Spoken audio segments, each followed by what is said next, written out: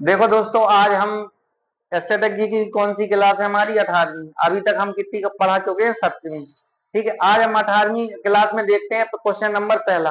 पहला क्वेश्चन कह रहा है कि असत्य को पहचानिए। ये हमारे ऑप्शन है। ये कह रहा है सूर्य के सबसे नजदीक ग्रह बुध है। ये बात सही है कि गलत है? तो हमने कहा कि ये बात तो सही है, सूर्य के सबसे नजदीक ग्रह कौन सा है? बुध। फिर दूसरा कह रहा है शुक्र को सांझ का तारा और भोर का तारा कहते हैं। तो ये वाली बात क्या है? ये बात भी सही है। शुक्र को सांझ का तारा, भोर का तारा भी कहते हैं।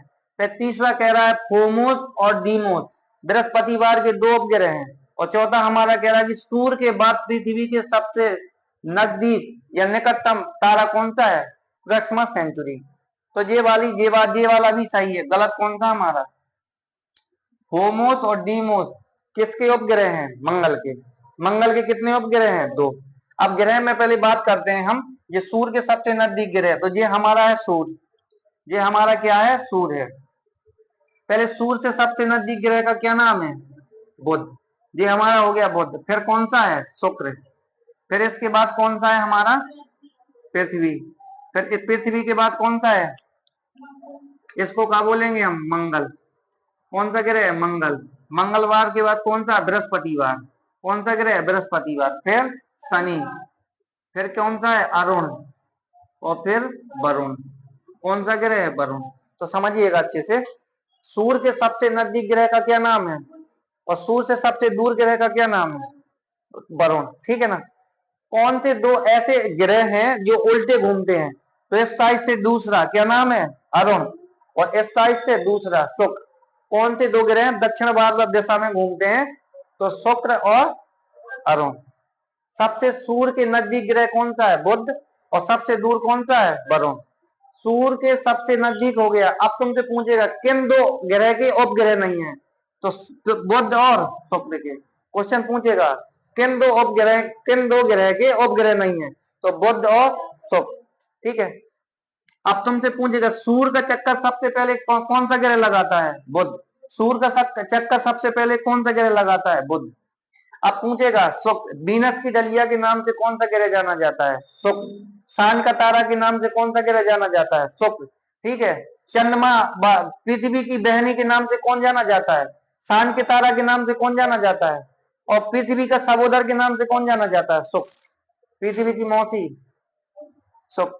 पृथ्वी की चाची सब शुक्र रही है। ठीक है। सबसे खूबसूरत ग्रह कौन सा है? शुक्र। सबसे चमकीला ग्रह कौन सा है? शुक्र। सबसे गर्म ग्रह कौन सा है? कौन सा है? शुक्र। इसके बाद पृथ्वी। पृथ्वी में जीवन है एकमात्र 8 ग्रह में कौन सा एक ग्रह जिसमें जीवन है? तो कौन सा है? पृथ्वी। पृथ्वी में क्या है? जीवन है। पृथ्वी का एकमात्र उपग्रह है, उसका क्या नाम है? चंद्रमा। तो पृथ्वी का उपग्रह का क्या नाम है? चंद्रमा। चंद्रमा पृथ्वी का चक्कर लगाता है कि पृथ्वी चंद्रमा का? तो पृथ्वी का कौन चक्कर लगाता है? चंद्रमा। लेकिन पृथ्वी किसका चक्कर लगाती है? सूर्य का। किसका लगाती है? सूर्य। मंगल। लाल ग्रह के नाम से कौन जाना जाता है? मंगल। इसके दो उपग्रह कौन कौन से हैं? होमोस और डीमोस। मंगल के कितने उपग्रह हैं? दो। पृथ्वी के कितने उपग्रह हैं? एक। का नाम है? चंद्रमा। फिर इसके बाद है बृहस्पतिवार। बृहस्पतिवार अब तो सबसे ज्यादा उपग्रह की संख्या किसकी है? शनि की। दूसरे नंबर पे बृहस्पतिवार है। तुमसे पूछता है बृहस्पतिवार का सबसे बड़ा ग्रह उपग्रह कौन सा है? तो ज्ञानीमेड। कौन सा है? ज्ञानीमेड। अब यहाँ देखेंगे लेटा हुआ ग्रह कौन सा दिखाई देता है? शनि। बले या छल्ला किस ग्रह में है? शनि में। तो ये हमारे ग्रह थे। हमारे ग्रहों की संख्या कितनी? 8। सबसे बड़ा बृहस्पति, सबसे छोटा बुध, सूर्य के सबसे नजदीक बुध, सूर्य से सबसे दूर वरुण। याद रखिएगा। अब ये कह रहा था कि सूर्य ग्रह है कि तारा? तो सूर्य तारा। तो जो जो तारा है ये हमारी है आकाशगंगा। क्या है ये? आकाशगंगा। सूर्य किसका चक्कर लगाता है? आकाशगंगा का। पूरे ब्रह्मांड में आकाशगंगाओं की संख्या कितनी है? 100 अरब। कितनी है? 100 अरब। एक आकाश गंगा में कितने? एक जो आकाश गंगा है हमारी, एक आकाश गंगा है, एक आकाश गंगा में कितने तारे होते हैं? 100 अरब तारे। कितने होते हैं? 100 अरब तारे। याद रखिएगा क्वेश्चन। पूरे ब्रह्मांड में आकाश गंगाओं की संख्या कितनी? 100 अरब। एक आकाश गंगा में कितने तारे? हाँ, 100 अरब। ये सूर्य हमारा ग्रह है कि तारा? सूर्य हमारा क्या है? तारा। तो सूर्य से दूसरा सबसे नजदीक ग्रह कौन सा है हमारा? तारा। सॉरी, तो प्रैक्सिमा सेंचुरी। तो ये वाली बात सही है, ये वाली बात गलत हो गई, ये सही है, ये सही है। अब अगला क्वेश्चन देखते हैं हम दूसरा। देखो जी दूसरा क्वेश्चन है हमारा, कह रहा निम्न में से कौन सा कथन असत्य है। ऑप्शन है 26 जनवरी 1950 को राष्ट्रीय गान को अपनाया गया था। दूसरा हमारा ऑप्शन कह रहा 29 अगस्त 1947 को प्रारूप समिति का गठन हुआ था। तीसरा ऑप्शन कह रहा 22 जुलाई 1947 को राष्ट्रीय ध्वज को अपनाया गया था। और डॉग नंबर में कह रहा 1949 में भारत ने राष्ट्रमंडल की सदस्यता ली थी। तो हमारा कह रहा गलत कौन है। तो गलत हमारा हो गया बाबू कौन वाला, ये पहला वाला, ये 26 जनवरी 1950 को राष्ट्रीय गान को अपनाया गया। तो ये गलत बात कर रहा है। कब अपनाया गया था? 24 जनवरी 1950। राष्ट्रीय गान को कब अपनाया गया था? 24 जनवरी 1950। राष्ट्रीय गान के जो रचयिता थे, ये राष्ट्रीय गान को रचयिता का क्या नाम था बोलो? तो रविन्द्रनाथ टैगोर। राष्ट्रीय गान के रचयिता कौन थे? रविन्द्रनाथ टैगोर। जो और बंगाल का भी राष्ट्रीय गान किसने लिखा था? रविन्द्रनाथ टैगोर ने। आमार सोनार बांग्ला, ठीक है ना। तो 26 जनवरी को ना होके कब 24 जनवरी 1950 को क्या अपनाया गया था? राष्ट्रीय गान, ठीक है। फिर कह रहा 29 अगस्त 1947 को प्रारूप समिति का गठन हुआ था। हाँ, प्रारूप समिति, जो संविधान में प्रारूप समिति बनाई गई थी उसका गठन कब हुआ था? 29 अगस्त 1947 को। लेकिन इसके अध्यक्ष कौन थे? तो बाबा भीमराव अंबेडकर साहब। कौन थे? अंबेडकर साहब थे। कौन थे बाबू? अंबेडकर साहब। इसमें सदस्यों की संख्या कितनी थी? सदस्यों की संख्या 7 सदस्य थे। कितने सदस्य? 7। फिर कह रहा 22 जुलाई 1947 को राष्ट्रीय ध्वज को अपनाया गया था। हाँ, ये बात भी सही कह रहा है। अभी जो 22 जुलाई निकली है ना, तो राष्ट्रीय ध्वज दिवस मनाते हैं। राष्ट्रीय ध्वज दिवस कब मनाते हैं? 22 जुलाई को। कब अपनाया गया था? 1947 को। तो ये वाली बात भी क्या कह रहा है? सही है। फिर डॉग नंबर में कह रहा 1949 में भारत ने राष्ट्रमंडल की सदस्यता ली थी। तो हाँ, ली थी। तो हमारा कौन सा गलत हो गया था? 26 जनवरी। तो अगला क्वेश्चन देखते हैं हम, तीसरा नंबर। देखो अगला क्वेश्चन कह रहा संविधान सभा में कुल कितने महिला सदस्य थी? ठीक है, संविधान सभा में महिलाओं की बताना है। ऑप्शन नंबर है 13, 14, 15, 16। तो हमारा कौन सा ही है? 15। कितनी थी? लेकिन जो संविधान सभा थी इसमें पहले जो सदस्य थे, सदस्यों का जो सदस्य बन के कितने थे? 389। संविधान जो सभा का गठन हुआ था उसमें सदस्यों की संख्या कितनी थी? 389। लेकिन इसमें जो हस्ताक्षर किए थे, हस्ताक्षर मतलब साइन किए गए थे। हस्ताक्षर का मतलब होता है ये हमारा कोई लेखा पत्र है, ये संविधान हो गया है। अब ये संविधान हो गया तो इकट्ठे आदमी कितने हुए थे? 389। 389 में इसमें जो स्थान होते हैं, जैसे कोई स्थान ऐसे स्थान कर दिए, ये स्थान हो गए हैं। तो ये स्थान हो गए तो ये हस्ताक्षर हो गए। इनमें हस्ताक्षर कितने लोगों ने किए थे? कितने ने? 284 ने। कितने लोगों ने किए थे? 284 लोगों ने। गलत करके नहीं आइएगा। तो आदमी इकट्ठे हुए थे 389, जो संविधान सभा थी 389 हुए थे मैं महिलाओं के। लेकिन इसमें हस्ताक्षर कितने लोगों ने किए थे? 284 ने। महिलाओं की संख्या कितनी थी? 15। लेकिन एक मुस्लिम महिला थी। कौन थी? मुस्लिम महिला। अब मुस्लिम महिला का क्या नाम था? तो बेगम हजरत रसूल। क्या नाम था? ये क्वेश्चन पूछता है बहुत। जो संविधान सभा में 15 महिलाएं थी, एक मुस्लिम महिला का क्या नाम था? तो बेगम हजरत रसूल। क्या नाम था? बेगम हजरत रसूल। अब अगला क्वेश्चन देखो, चौथा। देखो चौथा क्वेश्चन है, कह रहा है अल्फा बीटा तथा गामा में किसकी वेदन क्षमता अधिक होती है? ठीक है, ऑप्शन नंबर है हमारा पहला कह रहा है अल्फा बीटा गामा। तो कौन सही है?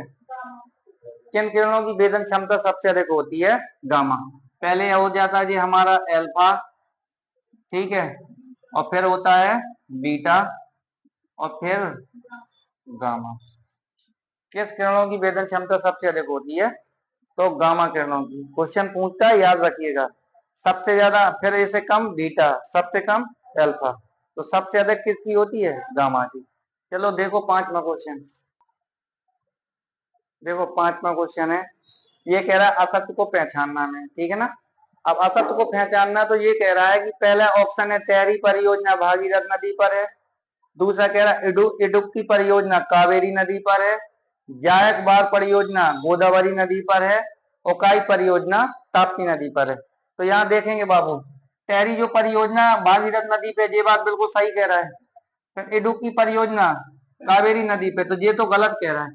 कावेरी नदी पे ना होके कौन सी नदी पे है, तो पेरियार नदी पे।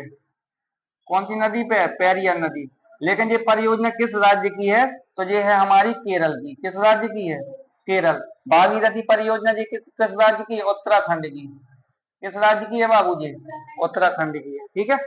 अब ये जायकबार परियोजना कौन सी नदी की है, गोदावरी की नदी की, ये बात सही है। ओकाई परियोजना ताप्ती नदी, ये कहां पर है, हमारी गुजरात, गुजरात में। और ये कहां पर है, महाराष्ट्र में। महाराष्ट्र में, कहां पर, महाराष्ट्र में। अब ये हमारी जो कावेरी नदी थी, कावेरी नदी के बारे में बता रहे हैं। कावेरी नदी, कावेरी नदी में जो बांध है, एक कौन सा बांध है, मैटूर। मैटूर बांध है, कौन सी नदी पे है, मैटूर बांध कौन सा है, कावेरी। कृष्णा सागर बांध है, जो कृष्णा सागर बांध है, वो किस नदी पर है, कावेरी नदी पे। कृष्णा सागर बांध है कौन सी नदी पे, कावेरी नदी पे। और एक देख देना, मैटूर बांध हो गया, कृष्ण सागर बांध हो गया, और एक परियोजना और ही, इसका क्या नाम है, शिव समुद्रम परियोजना। शिव समुद्रम, समुद्रम परियोजना, परियोजना। ठीक है। तो कावेरी नदी पे कौन, शिव समुद्रम परियोजना किस नदी पर है, कावेरी नदी पे। क्वेश्चन पूछता है शिव समुद्रम परियोजना किस नदी पर है, कावेरी। और कृष्ण सागर बांध किस नदी पर है, कावेरी पे। और मैटूर बांध किस नदी पर है, कौन सी है, कावेरी नदी पर। ठीक है, कौन सी नदी पे, कावेरी।